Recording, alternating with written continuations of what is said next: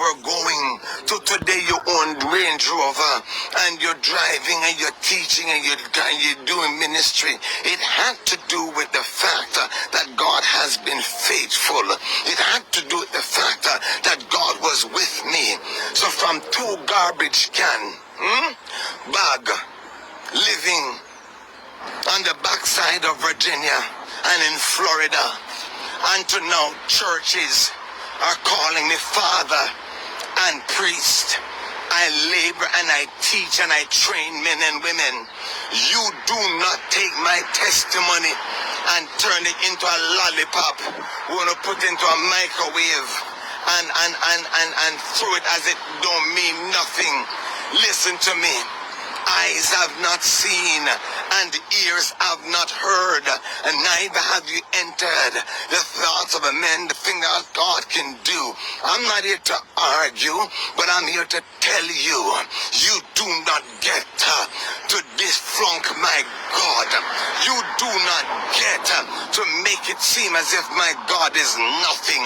You do not get to open your mouth or to speak out of your spirit who have never experienced the grace of God. A car is nothing. A house is nothing when I have seen God brought me from 20 surgeries, went through a divorce, had a beautiful wife, couldn't ask for nothing more.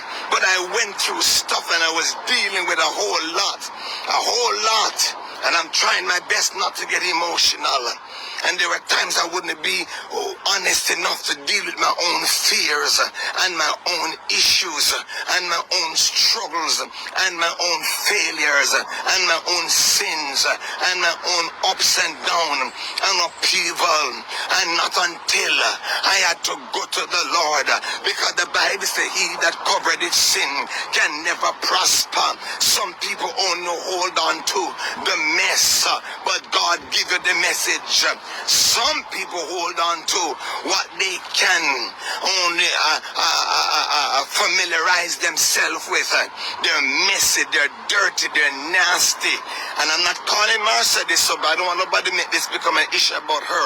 I'm speaking in general, where some people, the only thing they can remember about you is what you've been through.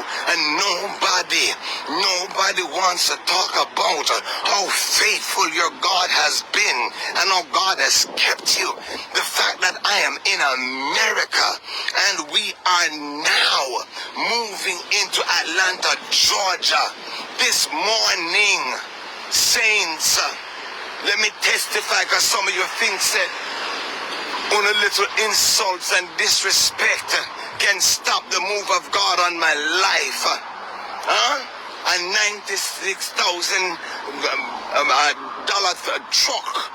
Beautiful. Love it. It's what I wanted. It's my favorite. And God said, give it up, because I'm getting ready to take it to the next level. I'm moving you into a new state. I'm moving you into a new country. I'm building a new church. I'm giving you a new government, new legislation and authority. I'm bringing you under new laws. I'm getting ready to give you jurisdictional authority in new law gates. Oh, I just need 1 and 2 person on this line who don't mind feeling personal like how I feel personal, to tell the devil go to hell and stay there, because he who has begun a good work is faithful and just to complete it. You may laugh and you may think it's about money and material and it's things. This man always talk about money, and I thought, no. What you don't understand for me, and let me help some of you. The love of money for some of you is the root of all evil. But I use money as a weapon in my hand. Money in my hand is a weapon. I use it to beat poverty. I use it to bless community. I use it to open doors. Yesterday, I don't know why this whole issue came up. I had no idea about certain things that happened. But I remember, as I was saying to you, the Lord spoke to me about the social media situation and that we ought to do good. And at the end of the video, talking to Marcia Campbell, I said a few things. And because I was, in my feelings, and I was wrong. And I said, the Lord rebuked me about it. And I was telling the individual that the Lord rebuked me. And the lady said, listen to this video. I know nothing about this lady named Kay. I think I heard about her on Andre Stevens' show when they had that time head teacher Kay. And she was saying the same thing. She said, sir, your message was good, but you distort it when you begin to speak or say something else, or you cause there to be other issues where instead of you giving a good message, you can lose the emphasis of your message in unifying the country together. And she said, love your message, keep on preaching, don't change. Now that's what was said. I saw the video. The video was on there, and I said, my God, it's just a confirmation, and I knew I needed to apologize and to fix it because God gave me an agenda. And it makes no sense to be saying, let's unify ourselves together as a people, and yet I am online, being body shaming or disrespectful or fussing, going back and forth. I'm counterproductive. And that was this year. That video that Kay did, or whatever her name is, was speaking to the video I made concerning Jamaica. Well, this morning I couldn't understand what the confusion was, because I thank God, and I told everybody I love Erica the landlord because she's one of the most real person you can find. I see her use her hand and beat the homeless. Mikey, I have a barrel from Mikey alone in my house. I love Mikey, and I'm trying to figure out how to get it to her, to get to him. And I don't want him to be singled out because there are others. But she did say to me, Christmas, when there was some confusion, she said, sir, don't let nobody pull you out of character. Preach the gospel. Stay preached up. Stay focused. God called you to preach.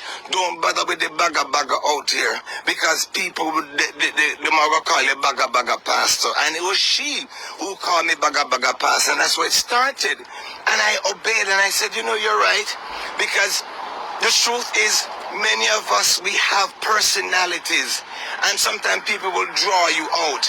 And even though the Bible says, let not your good be evilly spoken of. So when she spoke to me Christmas, I never had another issue until I addressed the Marcia issue and another young lady issue, but that was it. So now I'm called a liar and this and that, but the truth is, it was two different issues. When I was speaking concerning the issue with Lady K, it was the fact that she was saying to me, your message was good, but stick to preaching. Marcia told me that last year Christmas as well. But I remember, and as I said to you, when I called the names of those who I supported, it wasn't to show off or to make anybody feel like I'm telling their business.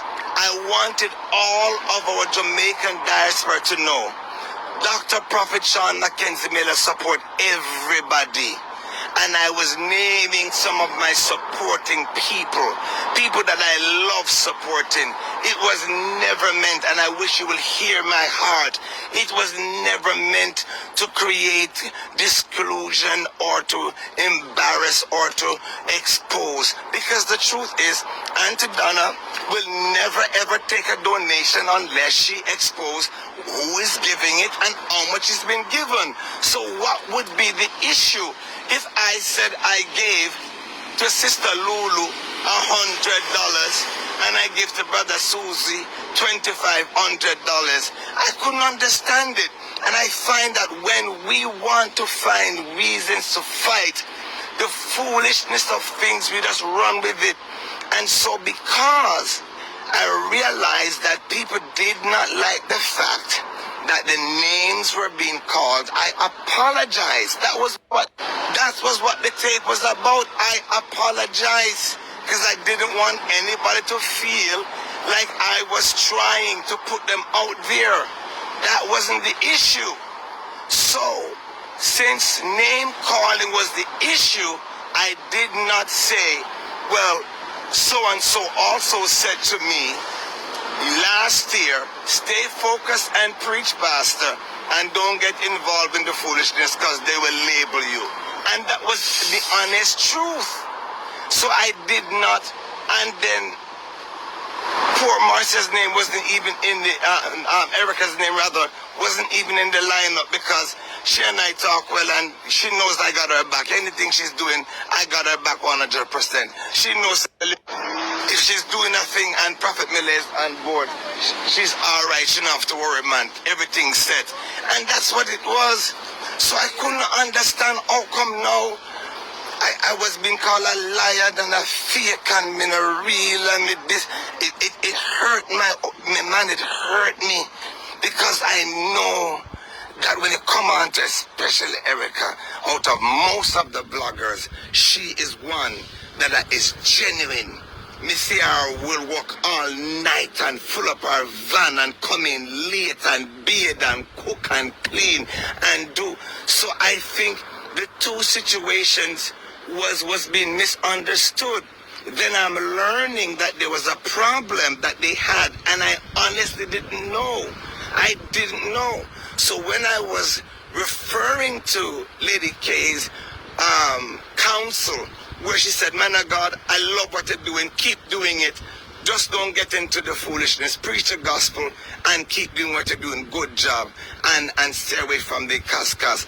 And I mentioned that because I did not know that there was any other conflict between her or anybody else. So I genuinely just was saying thank you for your advice. And I said to her, I also accepted her correction.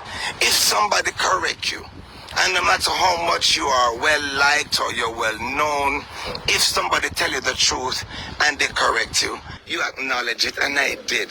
Only reason why we didn't talk about Erica, she and I talk on the phone, and it wasn't something that was publicized. Kay's information concerning me, she did a video and then put the video and said, Pastor Miller did a wonderful thing. However, what he did at the end was not good, and it is counterproductive.